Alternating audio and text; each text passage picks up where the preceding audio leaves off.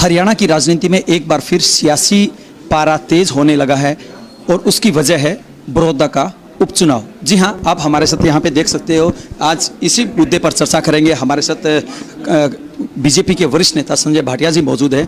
संजय जी, किस प्रकार की तैयारियां सरकार की तरफ से की जा रही है? नहीं, सरकार की तैयारियों को तो मुझे जानकारी नहीं है। मैं भारतीय जनता पार्टी का कार्यकर्ता हूँ। प्रदेश महामंत्री के नाते चुनाव की देखरेख का दायित्व मिला है, तो सब कार्यकर्ताओं से मिलना जुलना हो रहा है। तो हम सब प्रमुख कार्यकर्ता इस चुनाव के लिए तैयार हैं। मैं तो इतना ही कह पाऊंगा सर। पार्टी अभी तक पिछले जब से हरियाणा बना है तब से कभी भी यहाँ कमल नहीं खिला पाई है। अब की बार क्या रणनीति बनाई है? बस यही प्रार्थना लेके जो आपने हमारे मन की बात ही कह दी कि कभी भी आपने भारतीय जनता पार्टी को मौका नहीं दिया। एक बार 4-4.5 साल के लिए हमारी प्रदेश के अंदर जो सरकार बनी हुई है उसका समय कार्यकाल बाकी है। एक बार हमें मौका दें, बड़ौदा में कमल खिलाएं और सरकार में अपना साझा करें।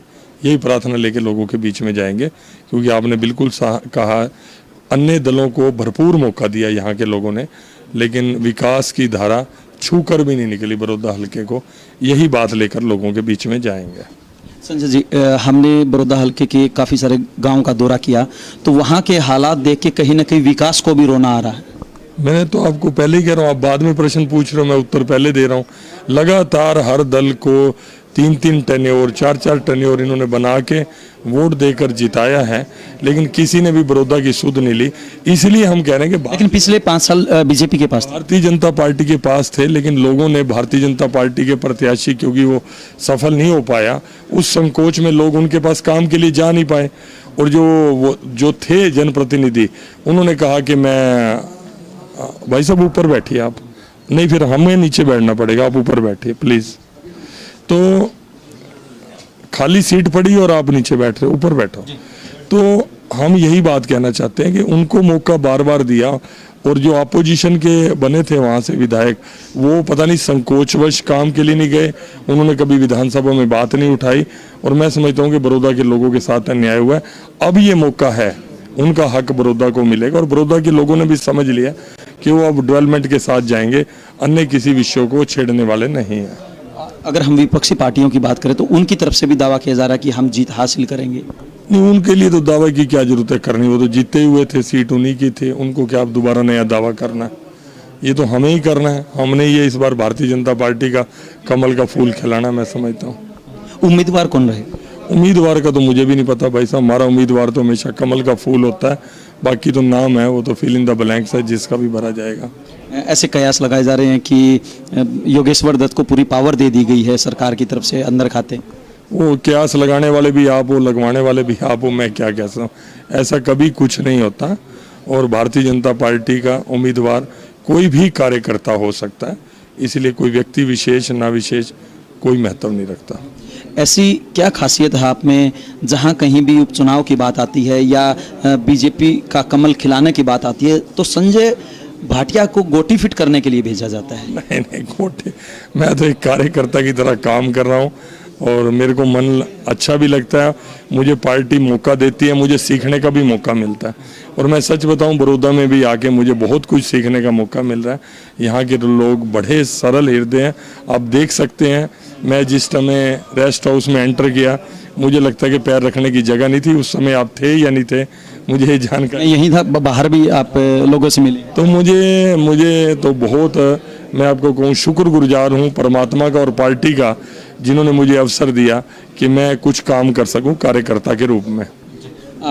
अभी हम कांग्रेस की जो वरिष्ठ नेता है दीपेंद्र हुड्डा, उनसे मिले थे। उनका कहना है कि बीजेपी अपने जो अधिकारी हैं उनका दुरुपयोग कर रही है, शक्तियों का दुरुपयोग कर रही है। थोड़ा डिटेल उनसे एक्सप्लेन करवा लेते, एक आधी उनको कोई कंप्लेंट भी डाल दें तो अच्छा ही है। खाली बयान देने से क्या होगा? टीवी के आगे बयान दे दिया, मीडिया के आगे बयान दे दिया। जिन शक्तियों का दुरुपयोग किया है, थोड़ी सी डिटेल जानकारी हमें भी दे दें। उनका कहना है कि सरपंचों के फ़ोन टेप करवाए। ऐसा तो मैं समझता हूँ कि सरपंचों के फ़ोन टेप करा के वो कौन सा बम बनाने का मसाला बना रहे हैं जो उनके फ़ोन टेप होने हैं। ये तो कोई ऐसे टेप करा के क्या करना, गलत है उनकी बात। वो मैं समझता हूँ कि हमेशा वो सरकार में रहे।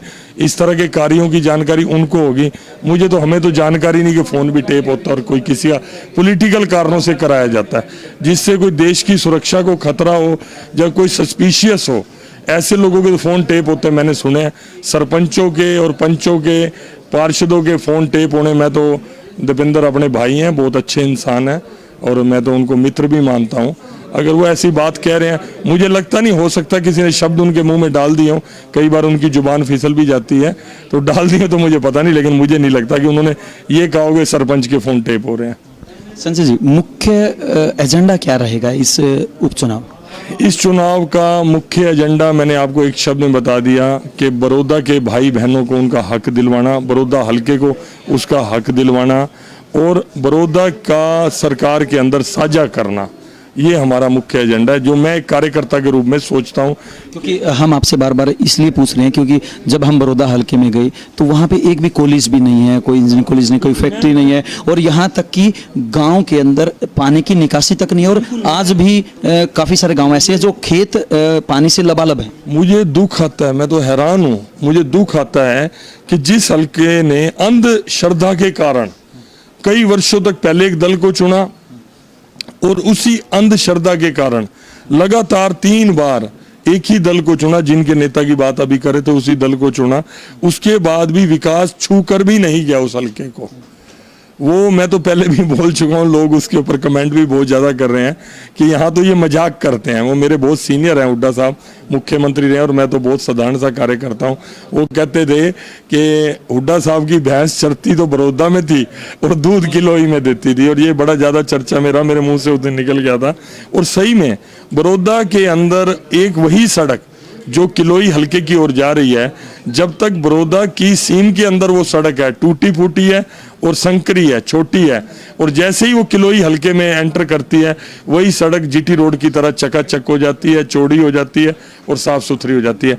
ये तो मेरे हिसाब से दुनिया का पहला ही अनुभव मैंने अपने जीवन के अंदर देखा। वैसा संजय जी, आपके बयान के बाद उनका भी बयान आया था कि बीजेपी की जो भैंस है, जहां उनके विधायक जिताते हैं वहीं पर दूध देती है, बाकी जगह नहीं। पर वो किलोई में कैसे? किलोई में मेरी बात सुनो, उनके तो नहीं थे, उनके तो विधायक भी उनके ही थे। हमने, चलो हमारे ऊपर वो ये एलिगेशन लगा रहे हैं कि हमारी भैंस जो है जहाँ चरती है वहाँ दूध तो देती है, आपने तो वहाँ भी नहीं दिया। आपको तो बार बार बड़ौदा के लोगों ने भी जिता कर भेजा और 10 साल तक आपकी सरकार थी, आपने तो वहाँ भी दूध नहीं दिया। उनका कहना है कि हमने बहुत सारे यहाँ पे मेडिकल कॉलेज बनवाया है, यूनिवर्सिटी बनवाई है, कॉलेज बनवाए हैं, बहुत सारा विकास किया। वो फिर आप बता दो क्या क्या किया, फिर तो बहुत अच्छा विकास हो रहा है, फिर आप क्यों कह रहे हो विकास छू के भी नहीं गया? ये झूठ है सरासर, आपको पता है। आप खुद बड़ौदा हल्के में घूम के आए, आप बता रहे हो कि मैं बड़ौदा हल्के में घूम के, अगर हम प्रॉपर बड़ौदा की बात करें तो वास्तव में विकास कहीं नजर नहीं। ये साहस भी उनके अंदर ही है कि बिल्कुल नंगी आंखों के सामने वो चोरी कर सकते हैं, बिल्कुल सामने दिखता हुए को झूठ बोल सकते हैं, दिन को रात बोल सकते हैं।